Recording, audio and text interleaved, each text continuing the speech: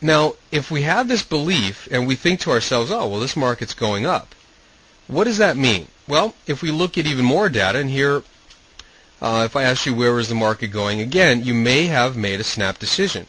You may have simply looked at the chart and made a decision and said, well, look, the market's actually going down, without realizing, well, we're still looking at a 60-minute. And although we're not looking at this 2-day snapshot anymore, which was just this little bit of information, we're looking at, say, 13 days.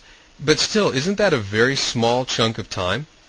But think about it. If your first decision was that the market was going up, how is that going to affect the way you look at this chart? Well, first of all, what you're going to focus on are all of the areas that back up your decision.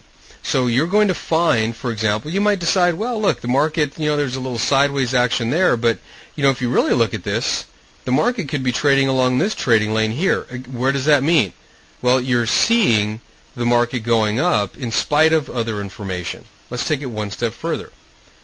Now if we look and we try and ask, where is this market going, we have a different picture. Now once again, you may have, although by now you may have caught on to the game, you may have made another snap decision and said, well, look, the market's going down.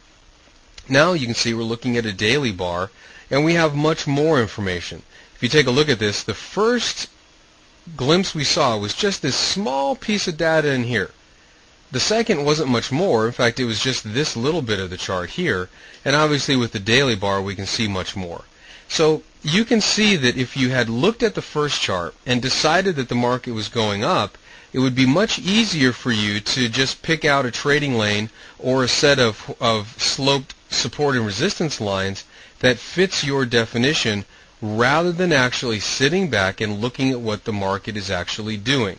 Now, we've gone through many exercises that will help you to get around this. So if I can review one of those sections now, it's to say this. Make sure that you're focusing on multiple time frames, and don't be afraid to experiment and draw lines on a chart.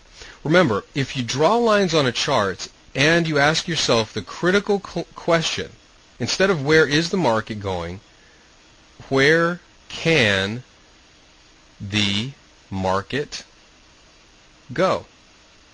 By asking this question, you can break out of the first decision. So if in the first chart you decided, well, the market is going up, instead of reinforcing that belief on this chart, you simply ask yourself, where can the market go on every single chart? So, where can the market go? Well, the market could go up, like this.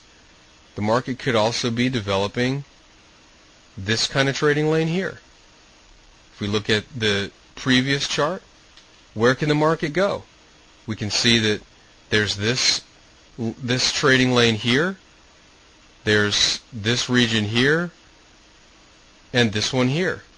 So now we have opened our mind to the possibilities. So the question you have to keep in the forefront of your mind, you've got to consider this question: how does the belief that the market is going up or going down affect the way you view, react, and interpret market information? Now, what all of this is pointing to is actually seeing the market, seeing it for what it's really doing. And it's similar to a situation where there's maybe a car accident, or you're involved in a car accident, or you've witnessed an event. Can you actually see what's going on, or do you see what you believe happened? That is a vital distinction, and we have to separate the two whenever we're talking about the market. And now remember, what's important here is not that we learn some deep psychological technique here. What's important is that you understand the concepts, and then I'll give you some tools to help you deal with some of these issues.